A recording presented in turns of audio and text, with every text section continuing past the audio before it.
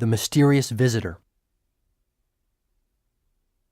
It was an emergency meeting of all of the firm's members. Old Man Harding was the first to speak to the assembled mass.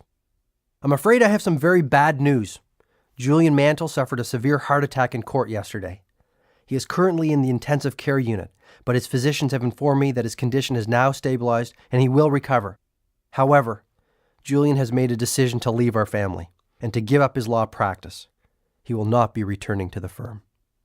I was shocked. I knew he was having his share of troubles, but I never thought he would quit. As well, after all we had been through, I thought he would at least have the courtesy to tell me this personally. He wouldn't even see me at the hospital. Maybe I reminded him of the life he wanted to forget. Who knows? I'll tell you one thing, though. It hurt. That whole episode was just over 3 years ago. Last I heard, Julian had headed off to India on some kind of expedition. He told one of the partners that he wanted to simplify his life and that he needed some answers and hoped he would find them in that mystical land. He sold his mansion and his plane. He had even sold his Ferrari. As those 3 years passed, I changed from an overworked young lawyer to a jaded, somewhat cynical older lawyer. My wife Jenny and I had a family. Eventually, I began my own search for meaning. I think it was having kids that did it. My dad said it best when he said, "John, on your deathbed you will never wish you spent more time at the office." So I started spending a little bit more time at home. I settled into a pretty good, if ordinary, existence. I joined the Rotary Club and played golf on Saturdays to keep my partners and clients happy. But I must tell you, in my quiet moments, I often thought of Julian. No one had received even a postcard from him since he left for his self-imposed exile from the law. A knock on my door about 2 months ago offered the first answers to some of my questions.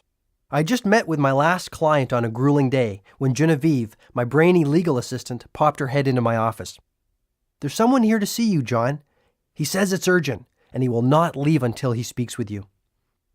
For an instant, I considered calling security, but realizing that this might be someone in need, I assumed a more forgiving posture. "Okay, send him in. I probably could use the business anyway." The door to my office opened slowly. At last it swung fully open, revealing a smiling man in his mid-30s. He was tall, lean, and muscular, radiating an abundance of vitality and energy.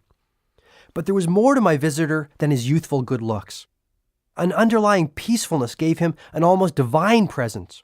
And his eyes, piercing blue eyes that sliced clear through me. The young man continued to look at me, much as the smiling Buddha might have looked upon a favored pupil. After a long moment of uncomfortable silence, he spoke in a surprisingly commanding tone.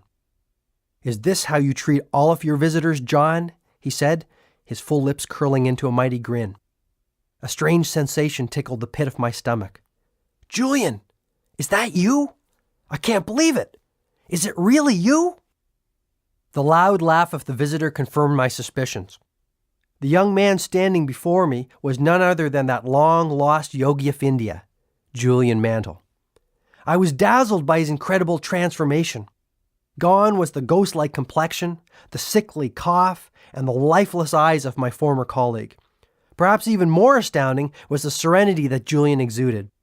I felt entirely peaceful, just sitting there staring at him.